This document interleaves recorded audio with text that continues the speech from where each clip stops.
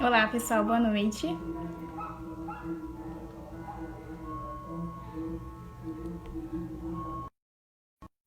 Aqui é a Márcia.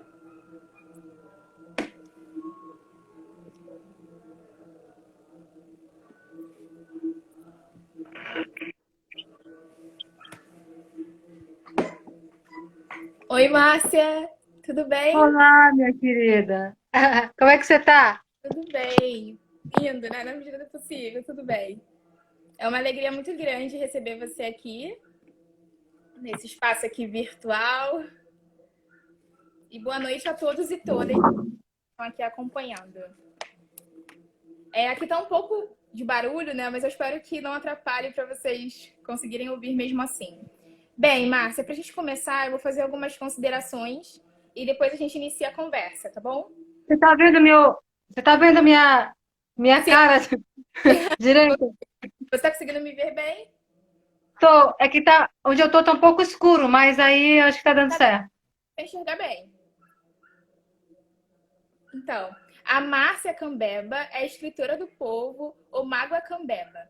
É graduada em Geografia pela Universidade do Estado do Amazonas, é especialista em Educação Ambiental, é mestra em Geografia pela Universidade Federal do Amazonas, é poeta, é compositora, você compõe em português em tupi, né?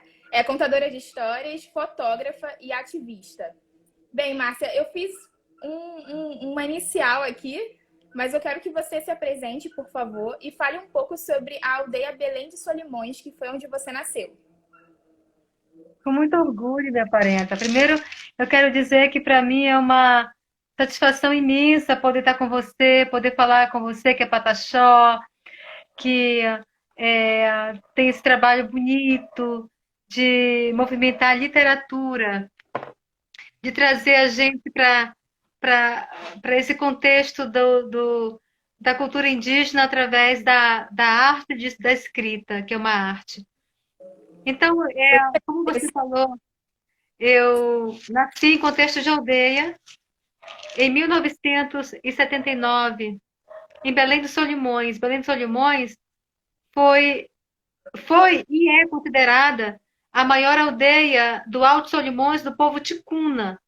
Então, eu sou Cambeba, porque papai é Cambeba e Cocama, mamãe é Cambeba, Cocama e o Itoto. Então, porque o pai dela é o Itoto, mas a mãe dela é Cambeba e Cocama. Aham. E meu pai biológico, é primo legítimo da minha avó, que vem ser primo de segundo da minha mãe. Então, tá tudo em família ali, né? E acaba que o mesmo povo da minha mãe é o povo do meu pai, então.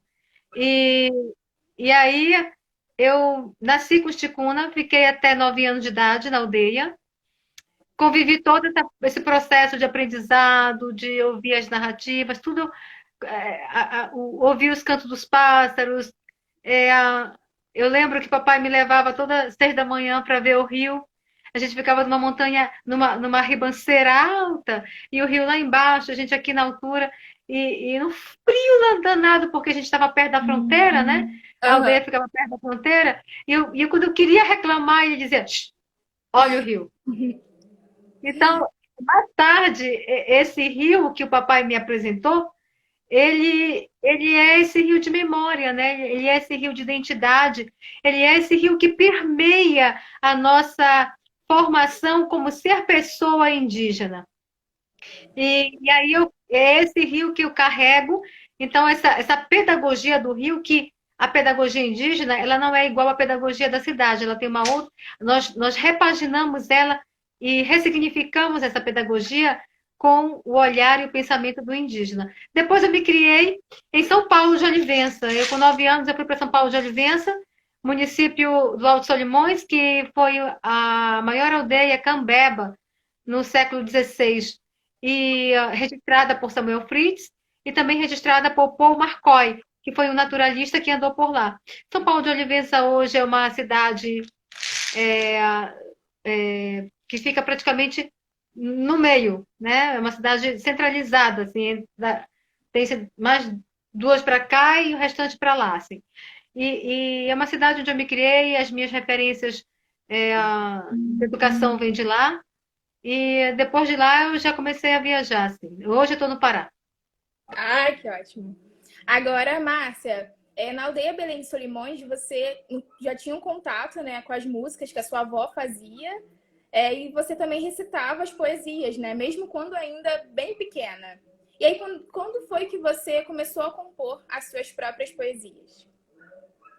Minha parenta, eu comecei a compor, eu tinha 14 anos.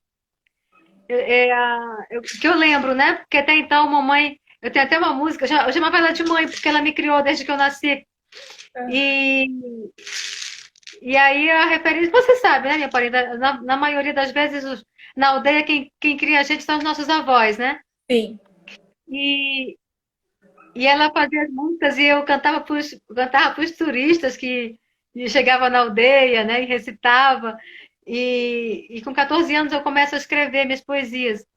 Então, eu sofri um acidente muito grave. Eu estava num barco chamado Avelino Leal, com 15 anos de idade. E para onde eu ia, eu levava aquele caderno, porque não se tinha condição de comprar. E nem naquela época minha de 15 anos, nem se falava em notebook, muito menos em computador, né? Aham. Então, era na caneta mesmo, ou então era na máquina de datilografia. E minha avó, ela me deu uma datilografia, uma máquina, mas foi lá, assim, com 16 anos já, para 17, assim, eu ganhei a máquina. Mas até então eu era na caneta. E Aham. o Avelino Leal pegou fogo, eu fui a última a sair do barco. Eu não Nossa. sabia nadar, apesar de ter nascido numa aldeia, eu não tinha muita prática de nadar. Então eu não quis pular, eu não quis pular no rio como todo mundo, e eu fiquei no barco esperando o povo, o cara lá encostar para que ver se eu descia, né? Eu não Aham. sei, se você dizer que eu saí do barco, alguém me tirou de lá, que eu nem sei como foi que eu fui bater em terra, e o meu livro, o meu caderno pegou fogo, eu perdi todo o meu material. Nossa. Queimou tudo, queimou minha roupa, queimou tudo. Eu voltei sem nada para Manaus. Eu ia de Manaus para São Paulo de Olivença. Nesse meio tempo, o barco pegou fogo, era 2 da manhã. E a gente não vê nada, 2 horas da manhã, a luz do barco se apaga e você quer salvar a vida, né? Você não está nem se Uhum. importando com as coisas. E assim eu perdi todo o meu primeiro material e depois eu fui correr atrás de escrever novamente tudo de novo. Mas só fui lançar livro em 2013, que eu lanço o Ai Caquiritama, a primeira versão, e que eu não sei se tu tem aí a segunda versão, né? Essa aqui é a segunda, né? Oh, tu tem a segunda. Eu lancei essa aqui, ó. Eu lancei essa aqui, foi a primeira versão do Ai Caquiritama. Sim. Aí depois veio a Pollen e reeditou ele, que é essa edição que você apresentou aí. É. Aí a Sim. Pollen fez a segunda edição aí. Agora, falando no seu livro, eu vou pedir para você recitar alguns dos poemas, alguns, né? E o primeiro que eu vou pedir para você é o Ritual Indígena. Mas antes de você recitar, eu queria que você falasse um pouco sobre esse poema. Me aparenta. Esse poema, ele para mim é muito importante. Karina, eu vou tentar apoiar, porque tu tá numa posição que o meu. Eu tô com o tripé aqui, parenta, mas ele não aceita ficar assim, ele aceita ficar assim, né? Ah, tá. Então, então eu vou tentar apoiar. Com livro, de repente vai, né? Com livro. Eu tô tentando. Se eu colocar nessa posição aqui, tu me vê bem? Sim, tô te vendo bem. Eu quero usar o tambor. Então, quando eu escrevi esse poema Ritual Indígena, é justamente, Karina, as nossas aldeias estão sofrendo com o contato, né? Ainda sofrem com o contato. Primeiro, quando a gente adentra a aldeia, a primeira coisa que a gente faz é excluir o pajé. Porque é necessário, é estratégico e necessário excluir o pajé, porque se tira o pajé, desestrutura o espiritual da aldeia. Desestruturando o espiritual da aldeia, fica fácil para a religião qualquer que adentre a aldeia fazer isso, ó. Um Uhum. achatamento, um achatamento na cultura daquela aldeia, daquele povo. E a gente tá. Eu fico muito triste quando isso acontece, quando eu percebo isso em determinada aldeia. E aí, com o Cambeba, não foi diferente. Nós tínhamos um ritual da remodelação do crânio que deixava a cabeça assim, ó, como essa maquete que eu tenho aqui.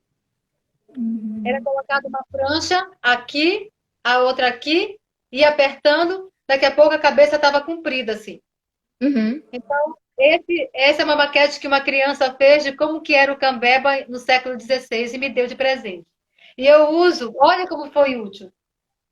É. Então, eu vou te recitar o poema.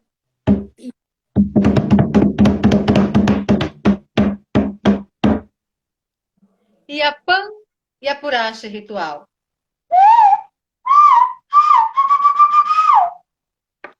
Em noite de Acitua, Acitua é lua cheia. Em noite de Acitua,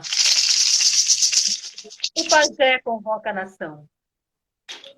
Tambores ecoam na aldeia, começa a celebração. Dentro da uca sagrada, o pajé inala o tauari. E no transe, evoca os seres da mata, vem Mapiritua, a curupira, o mapinguari. A metamorfose anuncia a presença do sobrenatural. Na sua forma se vê a magia. Ora alma, que é homem, ora animal. O que era um culto sagrado, guardado como ouro ancestral, o branco achou que era pecado. Invadiu meu ser espiritual. Deixei de ser filha de Uaraci. A cruz se tornou meu final.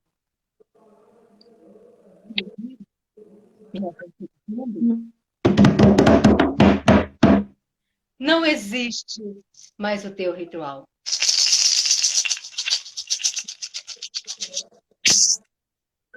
Nossa, é como é forte, né? E representa muito, né? Muita coisa, né? Da nossa história. Agora, Márcia, você já falou um pouco, né? Mas eu queria que você falasse um pouco mais. Você é beba, nasceu e morou numa aldeia ticuna até os 9 anos de idade, né? Além dos troncos linguísticos, né? Que são diferentes. O que mais você destaca de diferença cultural entre os ticuna e os cambeba? Primeiro, o troco linguístico, né? A gente já começa por aí, porque o ticuna, ele pode ser que eu esteja errada, mas até então, para mim, ele é o único povo que fala o seu próprio. O ticuna fala ticuna. Então, Uhum. ticuna é o nome do povo e ticuna também é o nome do tronco linguístico dele. Então, é uma fala diferenciada, porque é uma fala cantada, por exemplo. Eu quero perguntar como é teu nome, né? Eu Aham. digo, tá, que cuega, como é teu nome? Aí tu diz Maria, ou Joana, ou Karina, né? Não, mãe, Petauataim. Você vê a Aham. sonoridade? Não, mãe, Petauataim. Então já é um meio esticado, assim, né? E a gente, por exemplo, o Cambeba vai falar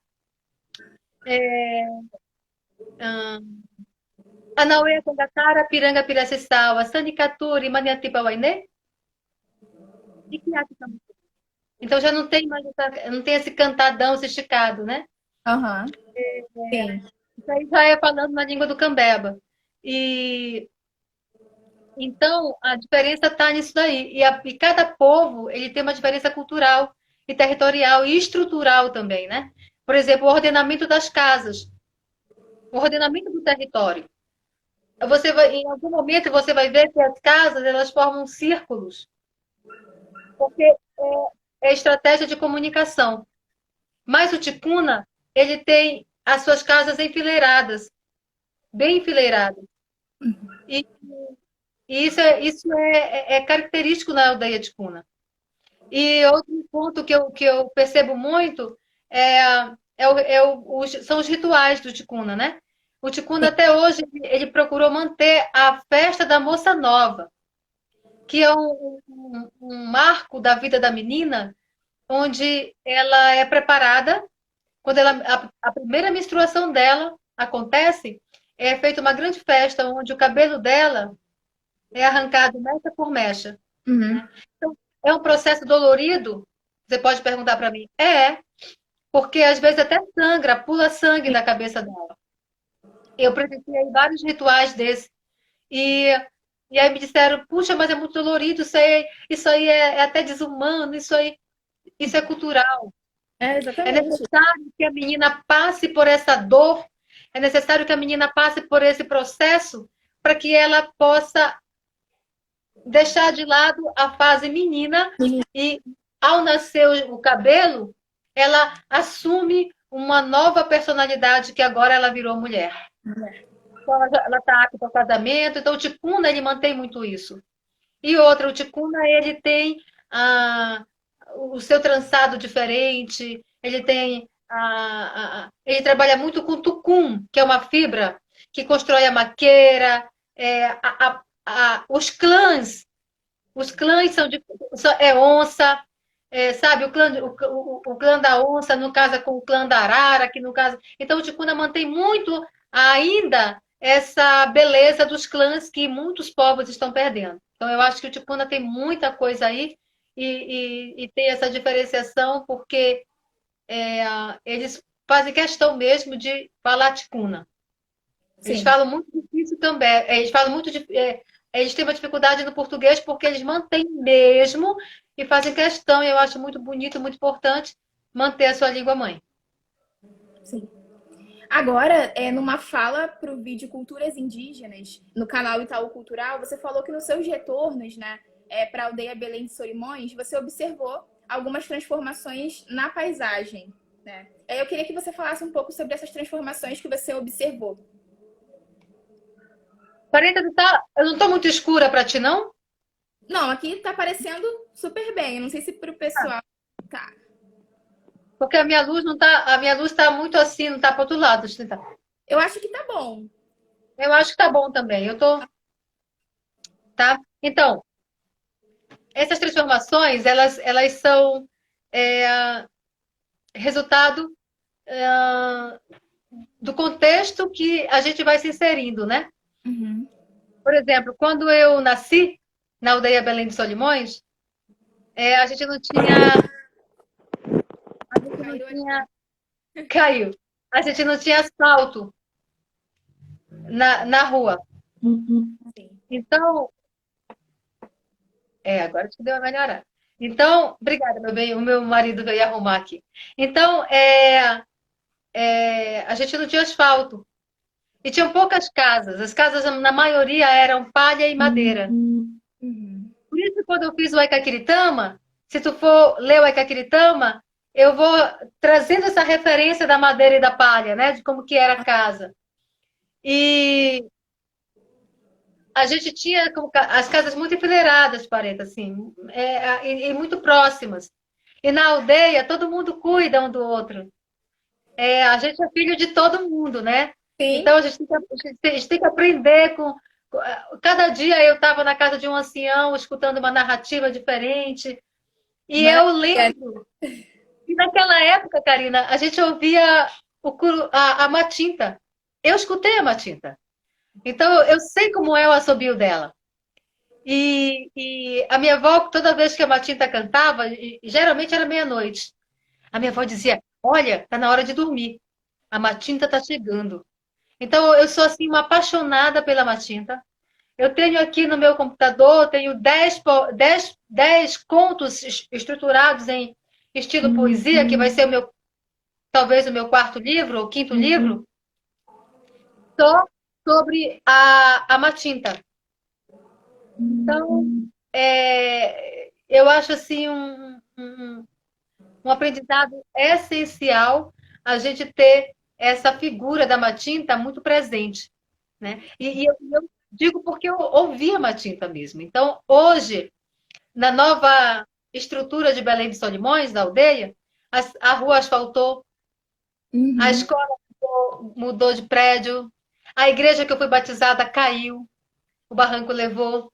É, as casas agora estão mistas. O piso é tijolo, a metade é madeira, né? E cobertura de zinco, algumas aqui é colar de palha. Por quê? Porque lá atrás, em 79, eu tenho 41 anos hoje, a gente tinha bastante abundância de palha de urucari, que é a Aham, palha utilizada para a cobertura das casas, né? sim. Era abundante. Ninguém se preocupava em termos com a cobertura da casa, porque a palha estava à disposição. Mas com o crescimento desordenado das grandes cidades, a gente foi perdendo a palha de urucari porque foram cortando, foram destruindo, foram acabando para construir uma praça, para fazer aumentar a cidade, invadem a aldeia Uhum. e expulsam o indígena de seu território Sim, e assim aquela matéria-prima que era utilizada para um determinado fim cultural vai ser exaurido. E, sim, e aí a aldeia tem que se adaptar a um novo estilo que a cidade já está impondo. sim. Entende? Aham. Então aí o zinco entra, a telha entra, que não é da Uhum. cultura do indígena. E isso acontece muito com muitos povos, não é só o ticuna. Isso acontece com cambeba, isso acontece com suruí aqui no Pará, com assurini. Aí as pessoas que não estão acostumadas, Parenta, com essa realidade, não indígenas na maioria, quando entram na aldeia, diz assim: ah, mas essa aldeia aqui não é mais a original. Aham. Essa Exatamente. aldeia aqui não tem mais o estilo que uma aldeia indígena tem que ter. Mas aí o cidadão ou a cidadã não reflete o que levou a situação daquela aldeia, né? Por que aquele povo está fazendo? Altera também. Altera. E na maioria das vezes, o parente prefere fazer sua casa de tijolo e cobrir de zinco e passar calor lá dentro, porque ele precisa fazer com que a palha de urucari, que está em pequena quantidade agora, fique lá, para que o neto dele pode ser que não venha usar, mas venha conhecer. Uhum. Então fica como sendo a palha de urucari passou a ser uma peça de museu dentro da natureza, sem tocar, sem mexer, só para admirar, proteger e observar e ter como referência. De um dia, de que um dia ela foi a cobertura de nossas casas. Que triste, né? Sim, muito. Tem algumas pessoas perguntando se a live vai ficar salva. Sim, vai ficar gravada, tá? E depois vai para o YouTube, no canal, em parceria da Júlia, né? E eu também participo do canal que se chama Literatura Indígena Brasileira, tá bem? E também aqui vai ficar salva no Instagram. Júlia é Agora, uma linda, né? A Júlia é uma. ela é maravilhosa.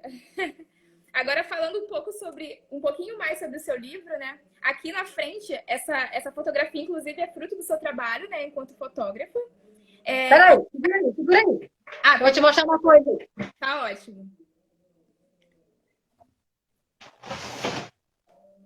Não sei se você vai conseguir ver aí. Se vai dar para ver. Nossa! Sim, tô vendo. Que incrível. Linda. Essa foto, ela está impressa em PVC, e ela está num tamanho 70 por 80, tá? 70 por 80. Foi de uma exposição aqui em Castanhal, Sim. que a prefeitura realizou e a prefeitura que arcou com essa despesa, né? Porque é muito caro imprimir assim. É muito caro. Cada impressão dessa aí sai a R$ 150. Eu não teria condições para isso. Realmente é caro, né? Agora aqui no seu livro, né, tem referências aqui que a gente fala que é da floresta, né? E aqui atrás da cidade. Como é que foi essa sua ida para a cidade? Teve algum motivo? Ou você quis ir? Como é que foi essa sua ida para a cidade? Assim, as epidemias começaram a assolar a aldeia, né? Uhum. As epidemias começaram a aparecer com mais intensidade dentro da aldeia e Belém de Solimões não foi diferente. Então, eu peguei eu acho que eu peguei pneumonia. Mamãe, minha avó, ela disse que era tuberculose, mas não podia ser tuberculose, porque senão eu tinha morrido, né? Eu não sobrevivi, não ia sobreviver criança, né, a isso. Então, eu fui salva. Ela disse que me deu tanto remédio, eu não consegui melhorar. E as ticunas fizeram um ritual com remédio da mata e eu fui curada. Ela disse que eu tomei o remédio na noite, como hoje, à noite. Eu amanheci já sem febre e totalmente boa, curada rápido, assim. Uhum. Mas só que vieram outras doenças. E a minha avó, para nos proteger dessas doenças que estavam dizimando muito a população indígena, ela saiu da aldeia e porque eu peguei e meu irmãozinho pegou o Vivison, a gente pegou uma infecção urinária muito forte. Uhum. E aí não conseguia sarar. E disseram para ela que se ela não tirasse a gente dali, a gente morreria, né, com a infecção. E aí ela levou a gente para São Paulo de Olivença e daí a gente foi ficando lá e eu comecei a estudar. Foi aí eu entrei na escola e aí eu foi ficando. Ela só me levava anualmente, todo ano. No período da festa da Moça Nova, eu voltava à aldeia para não perder a referência. Sim. Agora, o seu livro, ele foi muito estudado e é estudado e trabalhado, né, por mestrandos, doutorandos e tem trabalhos até de pós-doutorado. E aí, como é que você Sim. entende esse, digamos, intercâmbio entre a aldeia e a comunidade acadêmica? Que você entende, né, dessa importância? Tu sabes que eu tenho mestrado em Geografia Cultural, né? Então, eu necessitei fazer essa interação com a universidade. Porque, assim, nós temos os nossos saberes. Eu costumo dizer que nós somos doutores por excelência. Sim. A sabedoria que a gente tem, universidade nenhuma, me aparenta, vai conseguir adquirir da forma que a gente conseguiu, né? Que foi a partir das memórias, das narrativas, desses saberes que a natureza vai entrando em contato com a gente e vai nos dando essa aula, né? Que a primeira aula do indígena é a natureza quem dá. O Sim. pai deixa lá na mata e a gente vai aprender, né? Mas a universidade ela é fundamental, me aparenta, dentro da dos nossos saberes, porque a gente vai conseguir pegar o conhecimento adquirido na universidade e fazer essa ponte com o conhecimento da aldeia. E então, em que momento isso se torna importante para mim? Eu hoje sou professora, quando a UEPA me convida, de licenciatura intercultural indígena. Então, eu posso muito bem trabalhar material didático para os meus alunos da graduação, obedecendo toda a territorialidade deles, toda forma de cosmologia, perpassando pela identidade e trazendo uma linguagem que eles conseguem assimilar. Sim. Então, se eu não tivesse ido para a universidade estudar mestrado, especialização em educação ambiental, não teria hoje, Márcia Cambeba, essa possibilidade de chegar até a UEPA e dizer: eu estou aqui, posso contribuir com a educação escolar indígena, dentro Isso da aldeia para a é graduação. também, né? E A questão da representatividade, né? Muito importante também. Agora você tem ido, né? E você tem ido nas aldeias conversar com as mulheres, reforçar essa luta, essa importância da manutenção da cultura e destacar que elas também, por meio da oralidade, também são educadoras, né?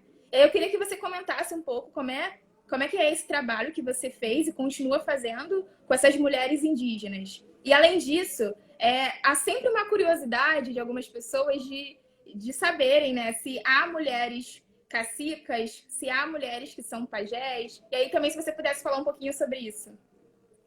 claro, é uma experiência muito boa que eu tive, que eu não esqueço jamais e agradeço muito Luana Kumaruara, que é uma grande guerreira aqui do povo Kumaruara do Tapajós.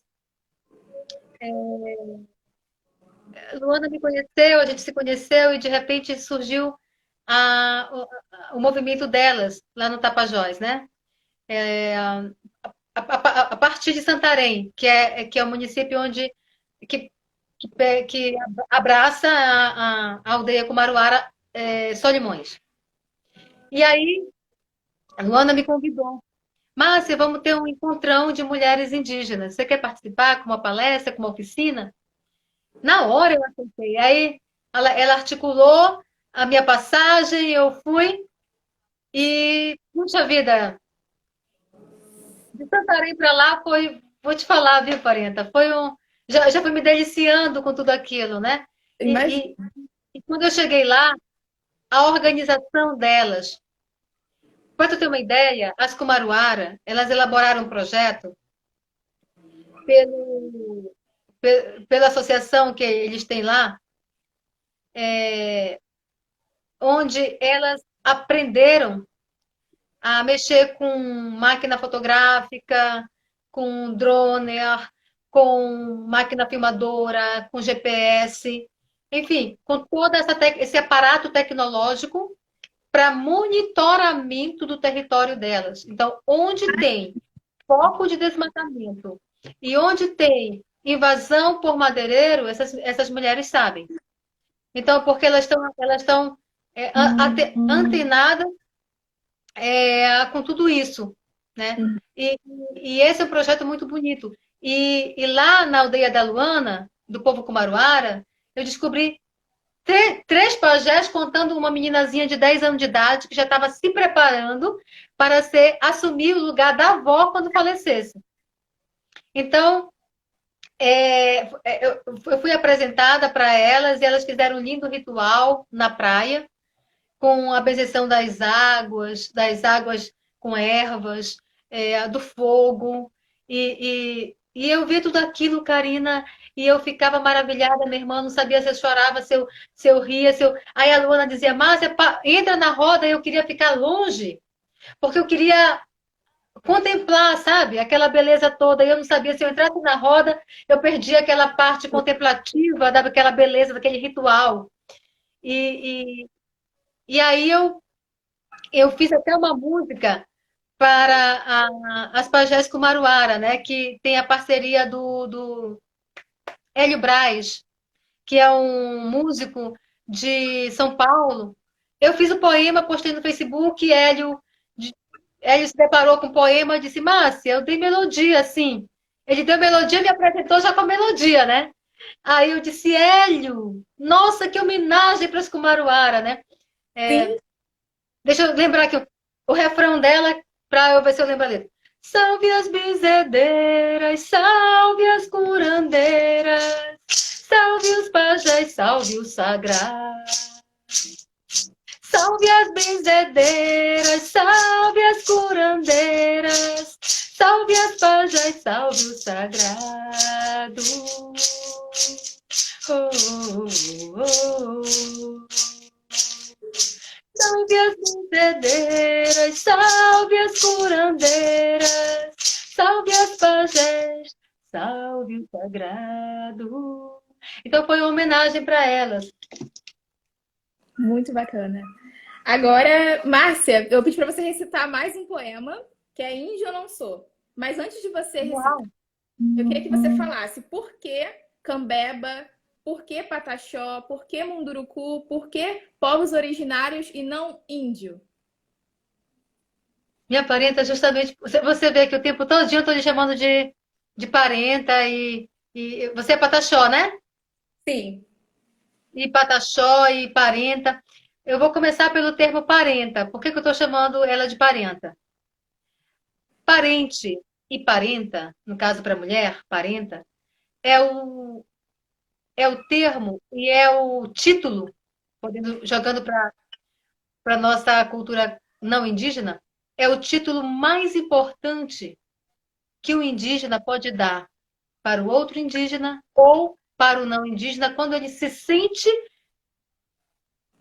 perto, presente e sente que o outro está na luta com ele. Porque chamar um indígena de parente não quer dizer consanguinidade apenas. Uhum. Não quer dizer que ela é minha prima, ela é minha tia, ela é minha avó. Não é isso. Parente para a sociedade não indígena significa isso. Significa consanguinidade, afinidade de parentesco. Para nós, é mais além. Para nós, vai além disso. Para nós, parente é aquele que sofre com a gente, é aquele que sente o que a gente sente, é aquele que está na luta com a gente, é aquele que está irmanado por uma causa. Então, esse é parente. E quando a gente percebe todas essas características em uma pessoa não indígena, a gente chama ele de parente. E uma vez aconteceu, deixa eu te relatar rapidinho isso, Sim. de a gente estar na Bahia. E, e a Papillon presenciou isso, que é uma parenta muito querida minha. Uma parenta foi chamar uma não indígena de parente. Uma pessoa lá, disse a senhora que não era indígena, falou assim: Eu não sou tua parenta, não. Não me chama de parente que eu não sou tua parenta, não. E aí, sabe o que aconteceu, né? As parentadas se revoltam e pedimos para a senhora, por favor, se retirar do nosso ambiente de palestra, porque se ela não se considerava parente, ela não tinha por que ela estar ali. A importância dela, por que ela estava ali? Por curiosidade, para ver o que o índio ia falar? E aí entra a questão índio, que Sim. a gente prefere ser chamado pelo nome a qual a gente pertence. Nós temos uma identidade, nós temos um povo. Não existe uma cara de índio. Existe uma identidade que nos torna pertencente a uma nação, a um povo. E aí, a palavra índio ela é muito pejorativa porque ela é carregada de uma dor que começou lá no 16, quando as nossas mulheres indígenas eram violentadas sexualmente por vários homens. E muitas vezes elas não sobreviviam a esse estupro. Quando elas não morriam no ato do estupro, elas eram amarradas de perna aberta e com um facão elas eram partidas ao meio. Então, isso você pode encontrar num filme chamado Avaeté, que eu acho que está no YouTube, eu não tenho certeza. Eu tenho esse vídeo porque eu ganhei do Zelito Viana, pai do Marcos Palmeira, porque quando eu chego a Rio de Janeiro, eu sou acolhida pelo Zelito Viana na casa dele e da Vera, dos pais do Marcos, né? E Uhum. então, o Zelito me deu esse filme, que ele foi o diretor, e teve um parente,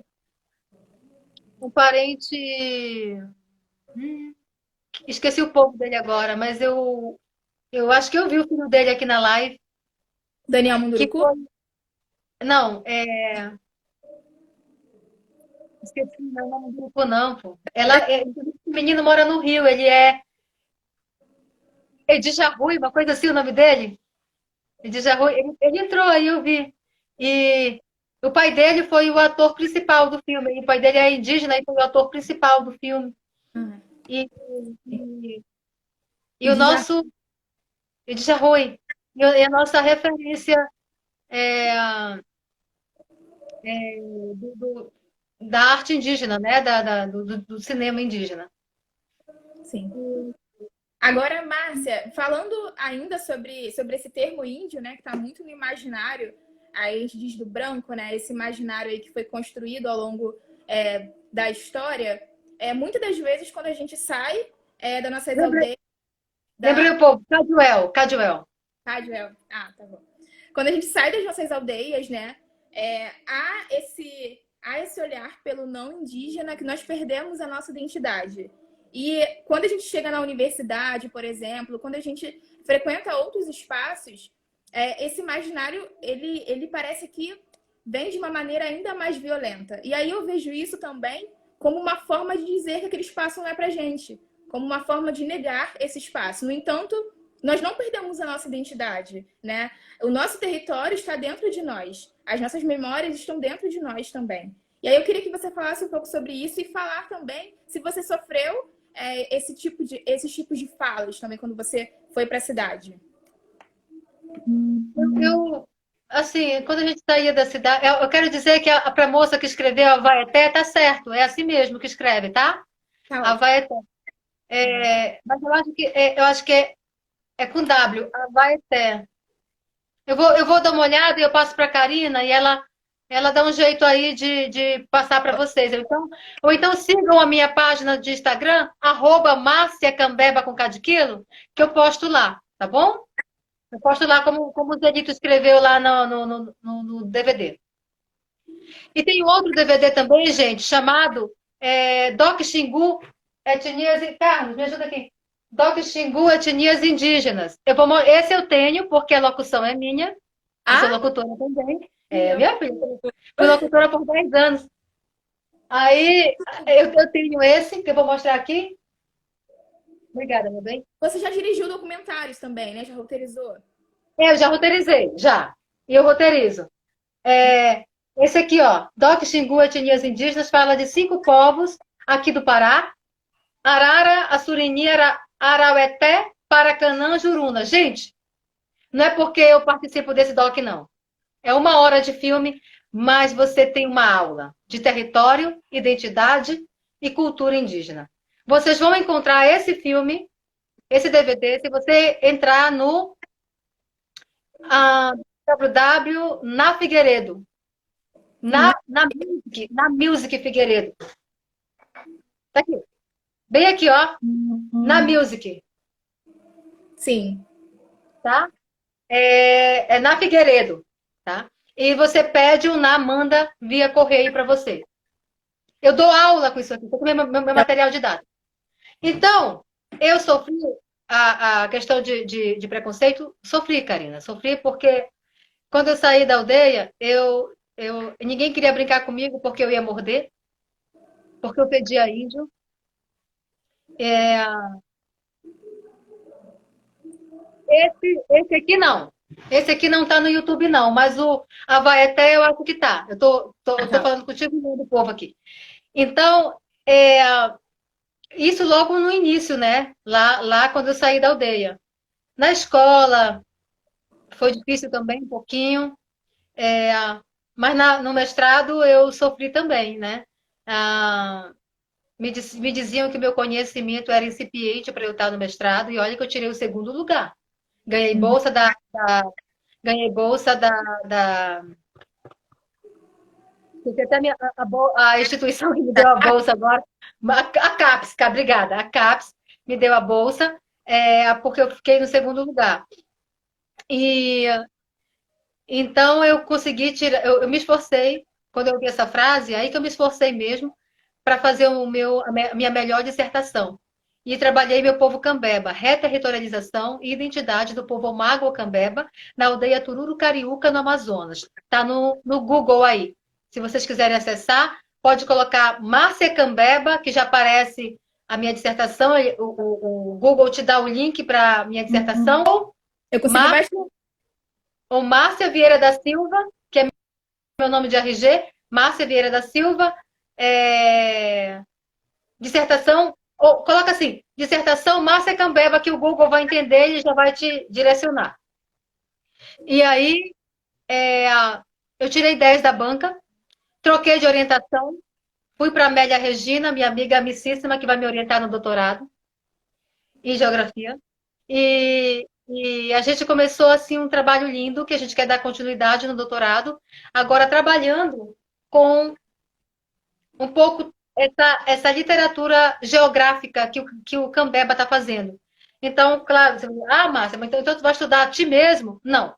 Eu já cataloguei alguns Cambeba, entre eles a maioria meus primos, a maioria minha, Karina, minha prima, tem uma prima que chama Karina, Karina, minha prima, a Farney, meu primo, Rony, Rômulo, enfim, eu já tenho catalogado uns parentes aí de sangue e de aldeia, que vão escrever e eu vou estar trabalhando essa escrita Cambeba, para depois a gente combinar numa antologia, só Cambeba.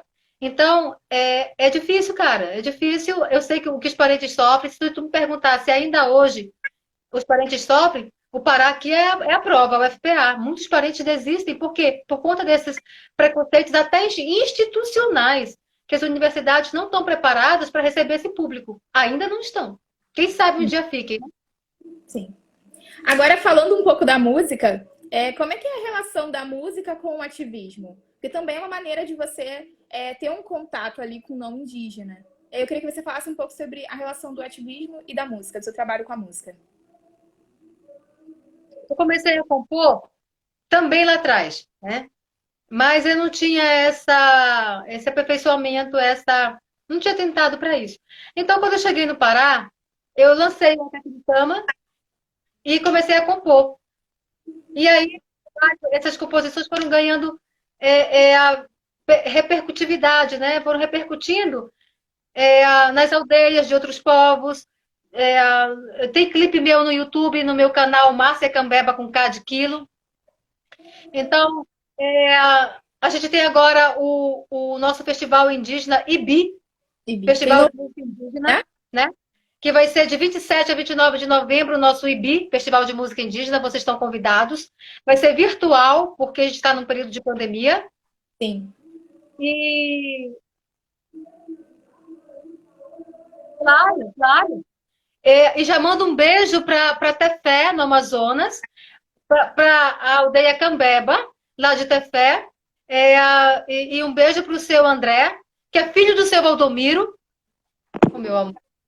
Obrigada. Que é filho do seu Valdomiro. Ele trouxe café para mim. Que é filho do seu Valdomiro. E o seu André é uma referência, né? Então, todos os Cambeba de Amaturá, todos os Cambeba do Alto Solimões, de Tefé, do seu Bida, minha gratidão, meu beijo, meu carinho, tá bom? Então, o IBI Festival, ele acontece justamente para fortalecer isso daí, Karina. A música indígena, Parenta, é uma ferramenta educativa. A gente aprende cantando, tu sabes que a gente aprende nas rodas de ritual, né? Eu lembro dos cantos do Ticuna. Por que eu estou falando muito do Ticuna, Karina? Eu só vou falar do Ticuna porque é a minha referência de aldeia. Eu não nasci em aldeia Cambeba, eu deixo claro. Eu nasci em aldeia Ticuna e fiquei até os 9 com os Ticuna. Então, a minha referência é de Ticuna. Então, os cantos Ticuna estão muito presentes na minha memória. E aí, eu conheci a aldeia Tururu Cariúca do Uruma, que é para quem eu mando outro beijo, da Dona Teca, que é nossa pajé, filha do seu Valdomiro. Conheci seu Valdomiro, que foi a referência do meu mestrado, a quem eu dou um salve, que já está no plano celestial, já virou ancestralidade. E a Dona Assunciona, que já virou ancestralidade também, esposa do seu Valdomiro. E foram minhas referências do mestrado. E aí, o seu Valdomiro, eu tenho anotado, eu tenho como comprovar o pedido dele. Se eu comecei a fotografar, Karina, foi um pedido dele. Ele falou que ele queria que eu registrasse o povo, que eu apresentasse o povo, que eu saísse por aí falando do povo. Então, se hoje eu fotografo, se hoje eu mostro essas fotos na capa do livro, eu quero dizer aqui que não é para eu ganhar dinheiro, Karina. Eu moro na casa da minha sogra. Eu não tenho casa. Se eu for embora hoje, ou se a gente se separar com o marido aqui, eu não tenho casa. A casa é da sogra. Né? Então, eu não ganho. Eu ganho sobre minhas palestras, eu ganho sobre as aulas que eu dou como licenciatura em geografia, isso eu ganho. Sabe? Então, mas vendendo foto de indígena, isso não. E se um dia eu vier a fazer isso, tenha certeza que eu vou falar para os meus parentes, olha, tem X valor que eu vendi da foto de vocês. Eu não estou nem muito mais expondo, Karina. Porque já se tornou até um pouco de medo para mim. Eu não tenho permissão, não tenho autorização escrito, tem autorização do seu Valdomiro falando. Que eu tenho até em vídeo, eu acho. E ele autorizou com o dedão. Eu tenho aqui uma autorização dele. Quero deixar isso claro para os Cambeba não pensar que eu estou ganhando em cima, tá? Porque eu tenho muito medo disso. Então a música é isso, Karina. Eu comecei a compor em tupi e mandar para as aldeias. E está sendo usado, e eu fico muito feliz quando a minha música é usada por outros povos. Sim. Agora o nosso tempo está finalizando, mas antes de terminar a live, eu quero pedir para você recitar Índio Eu Não Sou. Com muito prazer.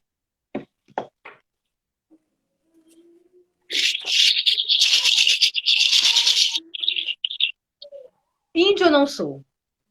Não me chame de índio, porque esse nome nunca me pertenceu. Nem como apelido eu quero levar o erro que Colombo cometeu. Por o erro de rota, Colombo em meu solo desembarcou. E com desejo de nas Índias chegar, com o nome de índio me apelidou. Esse nome me traz muita dor. Uma bala em meu peito transpassou, um grito na mata ecoou. Meu sangue na terra jorrou. Chegou tarde, eu já estava aqui. Caravela passou bem ali, eu vi homem branco subir. Na minha uca, me escondi. Ele veio sem ter permissão com a cruz e a espada na mão. Nos seus olhos, uma missão: dizimar, em nome da civilização. Índio, eu não sou.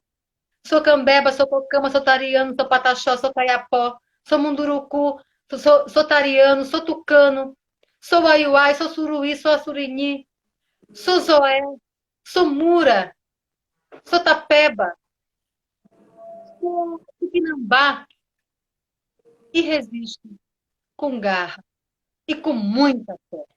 Mas índio? Ha, índio eu não sou.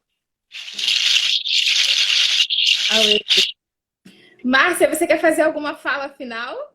Depois dessa fala maravilhosa, de recitar maravilhoso. Mas você quer fazer mais alguma fala final? Eu quero só agradecer a você essa oportunidade. A literatura indígena é uma literatura que vocês precisam conhecer. Leiam as mulheres indígenas. Nós temos essa página aí que a Parenta está fazendo a live. Conheçam a página, curtam a página.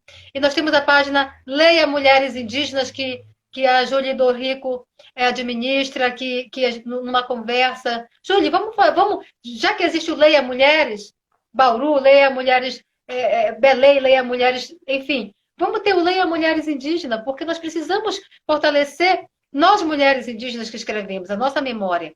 Então, por isso tem o Leia Mulheres Indígenas, Leia Literatura Indígena Brasil, enfim. É da Júlia também, ela administra. Pronto.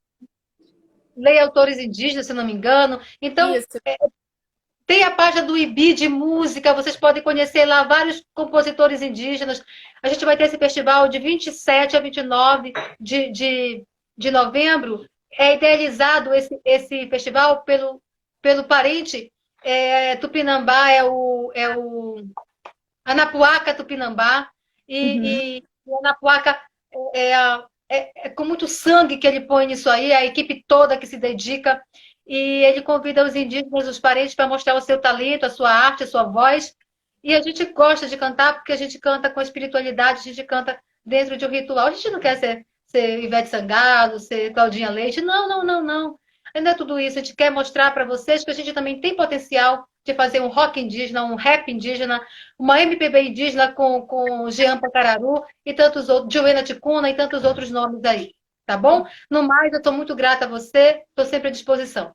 Eu que te agradeço, Márcia, agradeço muito. Estou muito feliz aqui pela sua participação. Só deixar mais um ponto aqui, que o livro da Márcia vocês encontram na Livraria Maracá, né? Conheçam a livraria, uma livraria online especializada em literatura indígena. Márcia, mais uma vez eu te agradeço. Agradeço a todos e todas que participaram. Um beijo, boa noite. Auere. Anauê.